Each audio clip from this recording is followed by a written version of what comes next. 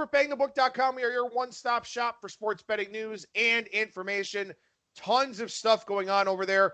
Today, this afternoon, going to post the 15 American League season win total previews.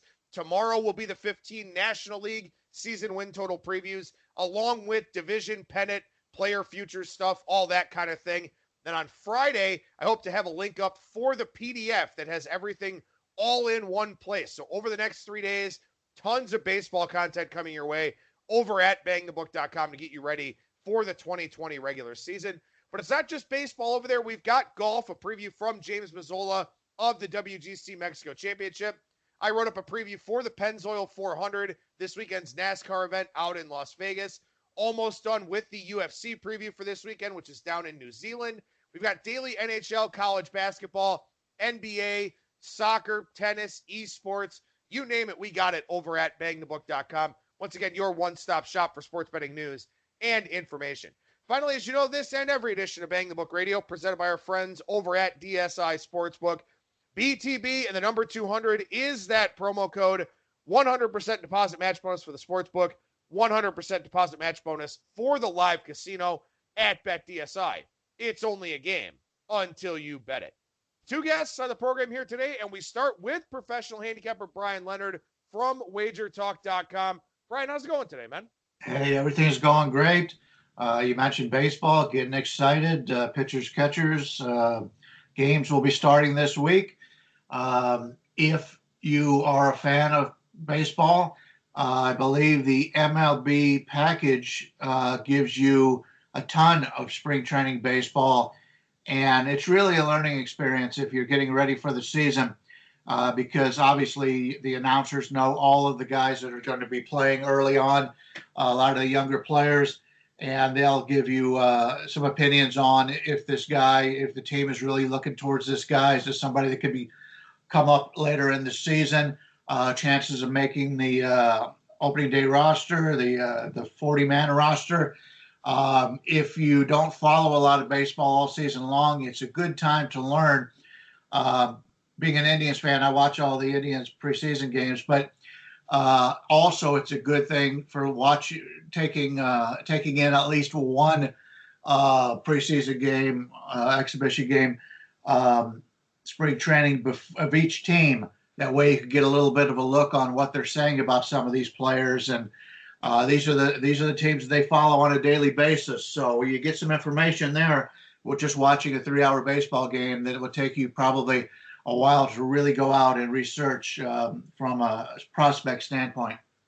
Yeah, and a lot of these guys, the depth guys that are going to be playing in case of injury, you've got a lot of young pitchers that wind up being non-roster invites, guys that aren't on the 40-man roster because they're 21, 22, 23 years of age. They're still pitching in Double-A. They're going to get a chance to kind of showcase what they're able to do. And don't lose sight of spring training. I know you've got the NHL trade deadline this week. You've got the NBA coming back. Last couple weeks of the college basketball regular season for some of the small conferences. Last 3 weeks for the big conferences. I know there's a lot of stuff going on, but don't lose sight of spring training. Most importantly, too, of the injuries that are popping up here already for these teams that can have an impact, some carryover into the regular season. We talked about some of them on last week's show, a guy like Cole Hamels. Obviously, this week, you've got somebody like Mike Clevenger, who's probably going to miss all of April for the Indians as he comes back from that torn meniscus and the surgical procedure. So there's also that, too. You're going to find out, how much of an impact some of these injuries are actually going to have. Now, we can talk about that more in a few minutes here, but spring training games start on Saturday, and you're one of the people that thinks that there's value in betting these spring training games. You do put money out there on these. You do put them out to clients. I'm sure you'll have some stuff on your Twitter page as well at B Leonard Sports. But what are you kind of looking for here in terms of finding edges for spring training baseball? Yeah, I treat it very much like hockey. I don't want to play favorites. I look for underdogs. Last year, I gave clients plays in 23 days. I made 8 units of profit, all on the underdogs. And a lot of people will look at the starting lineup and base their bets on that. In fact, a lot of the line is based on who the starting pitcher is and who the starting lineups are. But when you start spring training, these guys are on a limited pitch count. It's one of the few times where you could get a listing, and Twitter's really good for this. You can get a listing if you follow the beat writers and everything for each and every team. They'll come out and tell you who is going to play today. They don't say how long, but they'll have a listing of 5 pitchers, 6 pitchers that are going to go. Early on, it's even more. The coaches aren't playing necessarily to win these games, so they're not going to bring in the players at the exact same time. You're not going to bring your closer in at the end of the game. If the closer's on the schedule, they're just going to bring him in to pitch, anywhere from the first inning to the 7th inning, 8th inning, whatever, just to get his work in. So it's totally different than it is in the regular season. And what you want to do is take a look at how many pitches this pitcher is going to throw. They will tell you who the starter is and how long they expect to be out there. And sometimes they'll actually say he's working on his fastball today, or he plans to throw all off-speed pitches today. That's a huge advantage. When you see somebody like Chris Sale is going to come in today and he's going to pitch, 40 pitches, and he's working on his off-speed pitches or his fastball, that's a big advantage because the other team already knows what's coming. And they can get bombed in these situations. And a lot of times people will look at something like that and they'll say, well, this guy just doesn't have it anymore.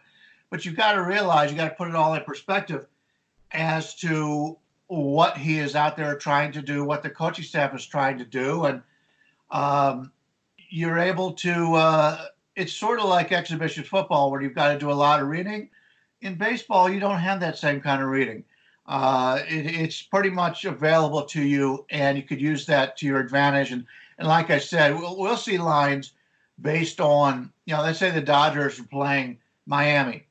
I don't think they're going to play Miami because Miami doesn't play in the Arizona Fall League. But anyway, they'll be playing a bad team. And you'll have one of their aces going, and all of a sudden the line's, a 180 favorite on the Dodgers in an exhibition game. And I've been to so many of these spring training games where there is no sense of urgency to win these games. So you could get a major advantage on being able to play these dogs. And I think the dogs are really the only way to go in these spring training games. And most people want to play the favorites. They want to play the teams that are good. They want to play the teams with the ace pitcher. And that's exactly the opposite of what you should be doing in spring training. Yeah, and I guess I lied. Actually, the first spring training game is on Friday between Texas and Kansas City. Whole slate of games coming up here on Saturday, both out in Florida as well as in Arizona. And you got a game, for example, on Saturday like the Dodgers in San Francisco. I don't know who's going to wind up starting that game for the Dodgers, but everybody expects the Dodgers to win, 115 games, win the World Series. Now they got Mookie Betts, all that. San Francisco is going nowhere. None of that matters in spring training. None of that means anything. The Dodgers do have a lot more depth, obviously, but a lot of those guys probably won't play in that opening game. So not only are you going to find out the pitching rotations and who's going to wind up following who, and like you said, this isn't a thing where it's like, okay, well, we're using James Karinchak today for the Indians, who's going to be one of their primary relievers. We're going to use him in the 8th inning. That's not going to be the case. And more often than not, a lot of these relievers early on in the process will work in the 3rd or 4th inning in hopes that they face the other team's better hitters. So that's going to be part of the equation here too, where some guy who's probably not even going to make the team is a non-roster invite, probably closing the game out in the 8th and 9th inning, something like that. But you can know exactly who is going to pitch and when. You'll know who's going to be in the starting lineup, who's going to probably follow those guys. The beat writers are invaluable, and spring training is very, very long for them. I know, some of the beat writers for the Indians have already been out there for about a week's worth of time now, but they will give you all of this information. It will be in their game recaps looking ahead to the next day. It will be in their game notes. It's almost like preseason football in the sense that you're going to know the starting pitcher is going to throw 40 pitches or 2 innings, whatever comes first. The starting quarterback is going to play the first quarter. It's just like that. You're going to know that type of thing, and then you can bet accordingly based on that. And like Bryan said, I don't really see any reason more often than not to lay big prices in spring training. It just doesn't make any sense. Yeah, I'm a big proponent of The Athletic. It don't cost you like $100 a year or whatever. And you get a lot of great articles. There was one of the articles they were talking about some of the guys who are beat writers of spring training and what they try to accomplish, what they do. And a lot of it came down to availability. During the regular season, these guys they have a strict amount of time they're on the field and practice and all this other stuff. And it's rare you get a chance to sit down and have an interview with them. But in spring training, you could just go up to a guy because he's only going to pitch an inning or something, and then he's got to do his laps and maybe throw a little on the side, and then he's going to go golfing. So you've got a chance to actually sit down with these guys and get good information from these players that you wouldn't get during the regular season. So if you're preparing for the regular season, reading in the preseason, the exhibition games, and is really important. And from a fantasy standpoint, I know we both like to play fantasy baseball. It's tremendous, the information that you get. Normally, I go down to Arizona for a couple of weeks. I'm not going to do it this year. I'm going to take a break this year and do everything from home and by watching the games and reading all the articles here. But it's really a big advantage when you know these players. We've talked about this in the past. Baseball, as opposed to every other sport, people look at the 25-man roster, the 40-man roster, but in baseball, you basically have 10 starting pitchers. An average team will have 10 starting pitchers as the season goes on. So if you just come into the season looking at the 5 starters, you're doing yourself a disservice because you don't know anything about the depth of these players. And an average team will go through 10 starting pitchers in a season. So you basically have a lot more people than, like in the NBA, you're going to have basically 15, 16 guys that you got to worry about all season long. In baseball, it's totally different. You may have 60 guys that will make an appearance in a game in baseball. So you need to know about each and every one of these. And a lot of the guys that know that take advantage of that during the regular season when one of these guys gets called up for a spot start. So the time you spend in preseason baseball definitely pays off all season long. And baseball is one of those things that's it's a day-to-day sport. If you fall behind, you're really hurting yourself trying to catch up in baseball. It's not like football where you got all week to catch up on your work. Baseball, it's a day-to-day situation. And as many times as teams have hot streaks, cold streaks, you need to know about them. And if your power guys are in a slump, that's a major concern in baseball. If you got 1 or 2 guys that are your main power sources and they're just not seeing the ball well, you got to be able to know that. Well, and you brought up a lot of good points there. And, I think The Athletic is a great resource. I really do. It's totally worth it. I know people bitch and complain on social media. Well, I want to read your stuff, but it's behind a paywall. Just pay for the damn thing. It's worth it. Those are the best beat writers that are out there in the business for these respective teams, not just in Major League Baseball, but in the NHL, NBA, NFL, so on and so forth as well. I get a lot of great information from there every single day. It is completely worth it for me. There are other free resources, obviously. Fangraphs is definitely one of them. You've got all the stats over at Baseball Reference. You've got StatCast data at Baseball Savant, which is one of my favorite websites to look at. You got some paid content at Baseball Prospectus as well that, I think can be worth it depending on how deep dive you want to go with the metrics that are out there. But the nice thing about a lot of this is, there are boots on the ground at spring training, because the numbers by and large don't mean anything to me in spring training. There are some stats that do things that stabilize at a very low sample size, like strikeout percentage, like walk percentage, like batted ball distribution, ground balls, fly balls, and line drives. Those things stabilize at very, very low sample sizes. A lot of other stuff doesn't. And you know this as well as I do from going to spring training out in Arizona, and I just know it from following the game. Offense is the thing in Arizona. The ball carries very well. It's hot, dry air. There's really no resistance whatsoever unless it's a very windy day. Some guys may put up big power numbers. In Florida, it's rainier. It's a little bit more seasonal, a little more humid, stuff like that. Maybe the ball doesn't carry as well. You've got pitchers only throwing fastballs for 2 innings or 4 innings or whatever they're trying to work on. You got guys only throwing breaking balls. Maybe they can't command them. Maybe they walk a lot of guys.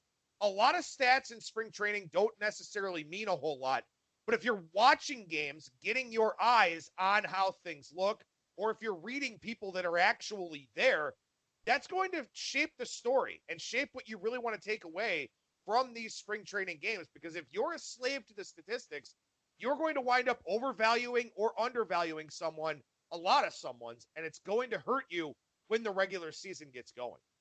Yeah, you mentioned some of the great sites out there.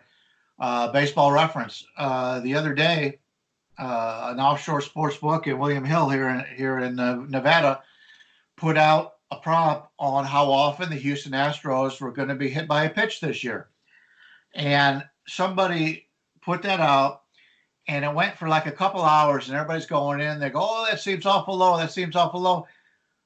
I was at the hockey game, and it took me 2 minutes to get on Baseball Reference and see how many times the Astros were hit by pitch last year and how many times in the league it had gone over that number. And I think Astros were hit somewhere in the mid-60s, 63, something like that.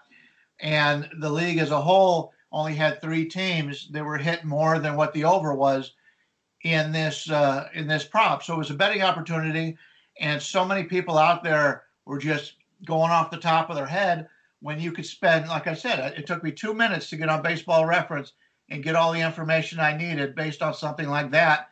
And it was just the information's out there. You just got to go out and get it. And so many of these places are so well organized that it doesn't take much time at all to be able to get that information. No, it really doesn't. And again, I mean, there are a lot of great resources out there. And, both Bryan and I are very much into the sabermetrics, into a lot of the advanced statistics.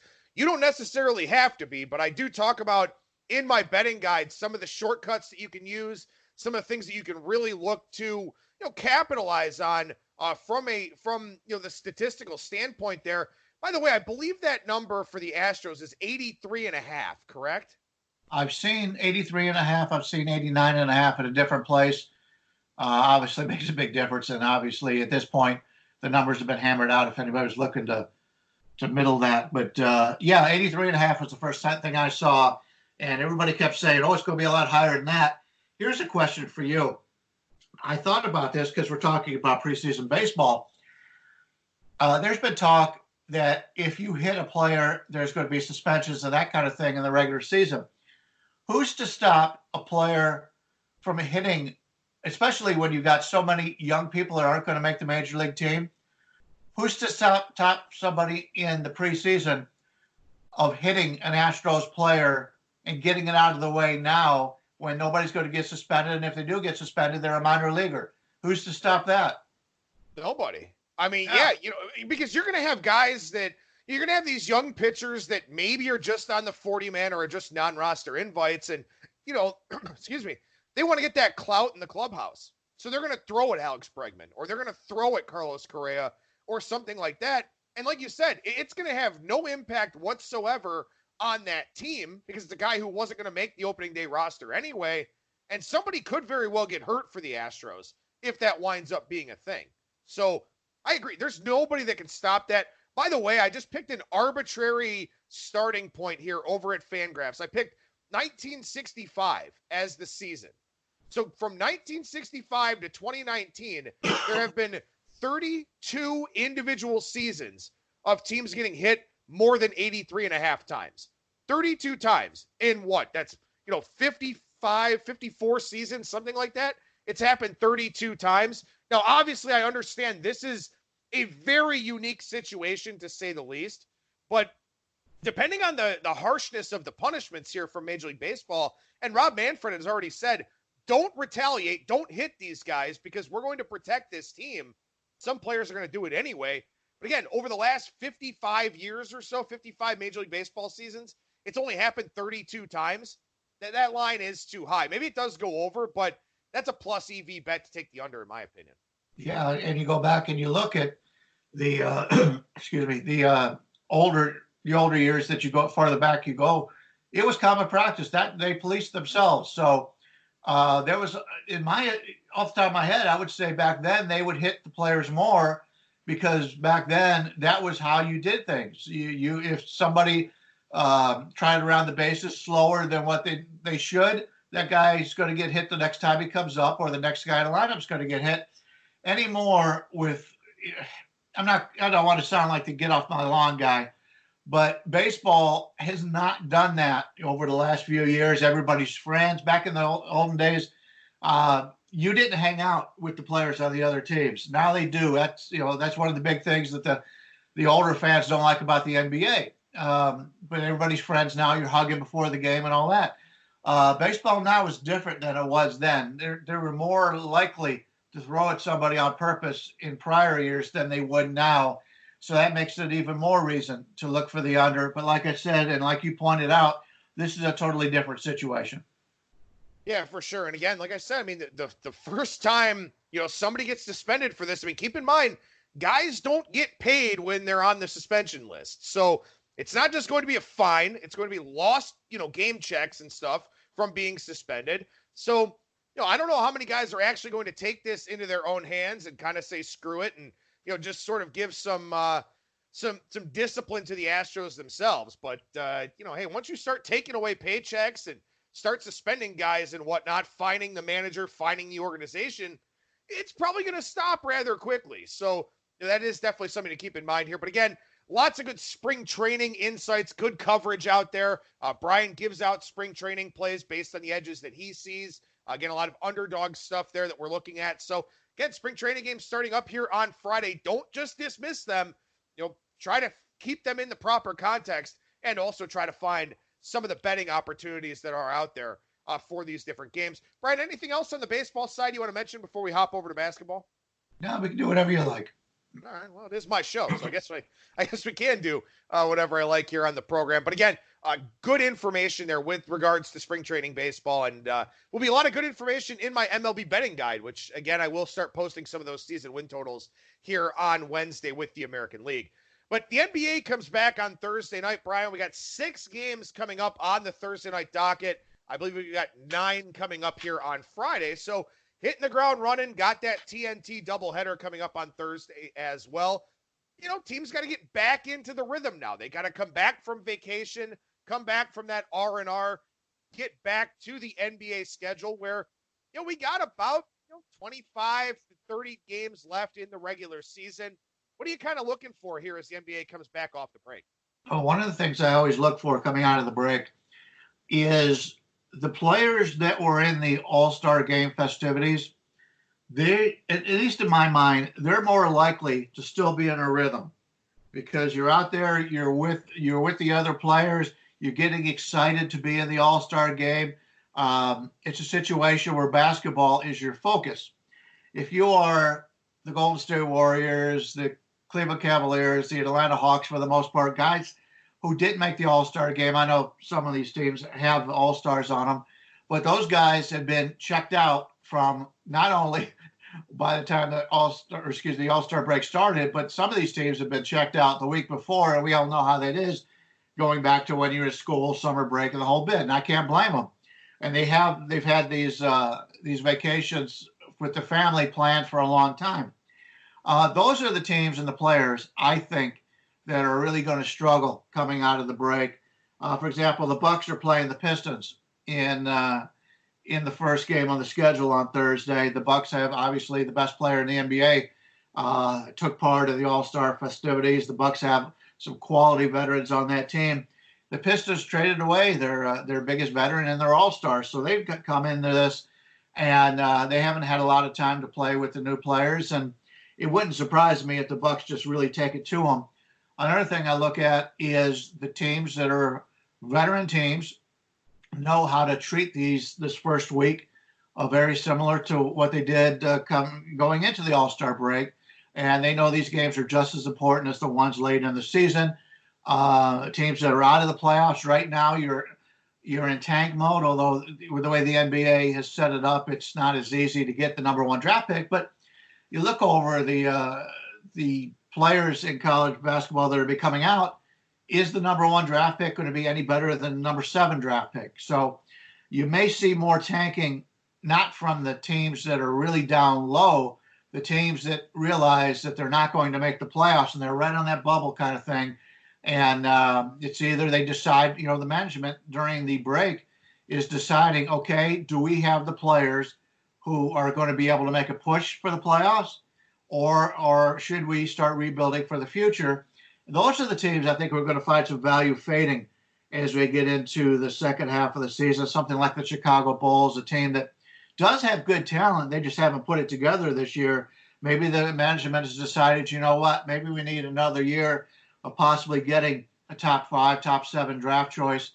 And maybe it's to our best interest to rest some of our better players come the second half of the season. So that's some of the things that I look for when it comes to teams coming into and out of the break, and it's paid off in the long run.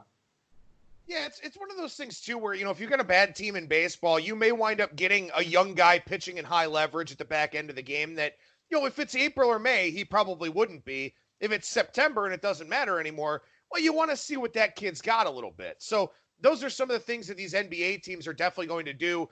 Excuse me. Maybe change some of their rotations around, stuff like that. Something else I like to take a look at here, and I kind of did this with regards to the NHL All-Star break, and in fact, it's worked out pretty well with a team like, say, Columbus, where Columbus was playing at an extremely high level going into the All-Star break. Ever since the All-Star break, they've been awful. Teams that are playing really well don't want to stop. They don't want to stop playing because they're in good rhythm. Teams that aren't playing particularly well, they're kind of fine with a break. They're kind of fine with an opportunity to sort of reshuffle the deck a little bit, kind of come back, wipe the slate clean, all those cliches that we always hear. So for me, coming out of the break, a team like Memphis kind of concerns me a little bit. They won 8 of 10 going into the break. They're kind of a fringy playoff team there in the Western Conference. Teams like Portland and San Antonio maybe trying to chase them down. Maybe the Pelicans now with Zion Williamson. Memphis is a team that I would kind of isolate as a team to fade coming out of the break because they were playing so well prior to it. They didn't want to stop playing. Now they got to try and figure out how to get back into that rhythm once again. A team like the Los Angeles Clippers on the flip side, they win 6 of 10, lose 2 going into the break. Now all of a sudden, that's one of those veteran teams like you talked about that's going to say, okay, we got off to a hot start. We kind of dicked around a little bit in the middle. Then we slowed down going into the All-Star break. Now it's time for us to go make that push. Let's go get that 2 seed. Let's go try to get the 1 seed. That's a team I'm looking to play on. Indiana, a team I want to play on. Lost 7 of 10 going into the break. Wipe the slate clean. Oladipo can catch his breath a little bit. Some of the other guys can too. I think that's a play-on team coming out of the break. So I like to look at that too. I like to look to fade teams that were playing really well going into the break and kind of play on the teams that I know are pretty good, but we're struggling over those last few games. Yeah, as one of the better, as a professional bettor, even a fan of betting, and you're just a novice, you tend to remember what you just saw. And as you pointed out, Columbus came into the break and playing really well, come out weak. But for every one of those, there's a Tampa Bay who's just been on fire forever now, and they didn't change anything. And I think they have a little bit different philosophy. Theirs was they went to the play. They were the best team in hockey last year and went to the playoffs and got knocked off in the first round. It's more important for them in that regard to continue to play well because they've got something to prove, whereas Columbus was a surprise team last year. So you got to take every team with a little perspective on it. And you talked about Memphis, and I think that was a good example. The Clippers, on the other hand, are a veteran team that knows, there are only, in my opinion, there's probably only 5 teams in the NBA that can win the championship, and really probably only 3 have a legit, really good shot at it. So when you have a team that knows they're one of the top teams, as the Clippers are, the Clippers and the Lakers are the top 2 in the West, it may not be as important to get that home advantage, especially when you consider they play in the same building. Obviously, one team is the home team and one's the away team, but there's no travel involved. So they may be very happy to just end up at number 2 and not even care about being number 1 because it's just the one home game. I think when they get to the Lakers and they're playing in the same building. So I don't know. That's a strange situation on the motivation. But yeah, it's if you know not only the veteran leadership, how young these teams are, what their goals are. I know that a team like a Sacramento and a Memphis or younger teams, they came into the season very happy to be the 7th or 8th seed just to get that experience from a playoff standpoint for the future, as opposed to other teams may get to that point and say, you know what, is it better for us not to make the playoffs here and get swept in the first round? For example, in the East, whoever plays Milwaukee in the East is from the number 8 seed is going to be swept 4-0. So you have to take that into the account. Is it more important for this team to make the playoffs or not make the playoffs just to get swept in 4 games? So it's something you have to take a look at from an individual standpoint. Does this team have veterans on the team? Is it a young team working their way up that doesn't have any playoff experience? Something to take a look at the last few weeks of the NBA regular season.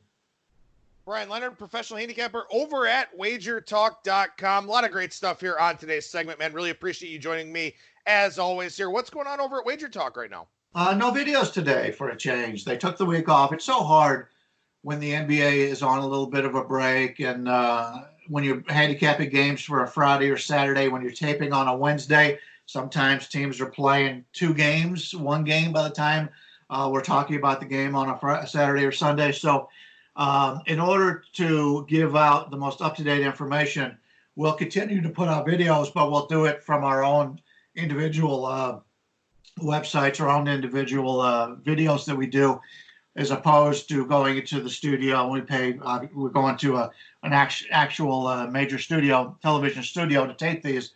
So we're taking the week off, first time I can remember, and we'll be back next week to do it. And I believe we've got some special guests, some guys that I really respect, going to be on the show next week. So it'll be a good time to get back in action next week. Well, definitely looking forward to checking those out. And always make sure you check out Bryan on Twitter at @BLeonardSports. Bryan Leonard, professional handicapper over at wagertalk.com. Bryan, appreciate the time as always, man. Like I said, and we'll talk to you again next week. Wonderful. We'll do the same. Thank you.